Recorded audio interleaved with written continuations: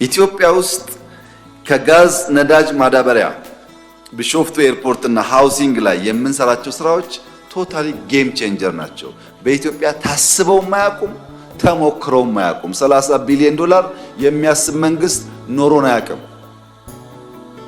ይሄ ጌም ቼንጀር ነው። ሚሊየንስ ኦፍ ዩዝ ስራ ያገኛሉ፣ ስራ ይፈጥራል። በከፍተኛ ደረጃ ምርታማነት ይጨምራል። የማዳበሪያና ጥናቱ ከተሳካ የኢትዮጵያ ፕሮዳክቲቪቲ ቢያንስ በእጥፍ ያድጋል።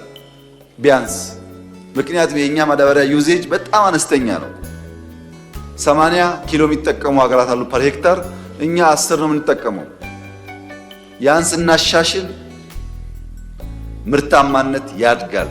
ከዛ ተጨማሪ ደግሞ ለእያንዳንዱ መሬት ለእያንዳንዱ አፈር የሚስማማ ማዳበሪያ ማምረት ከቻል በእኛ ምርታማነት ውስጥ ከፍተኛ ውጤት ያመጣል።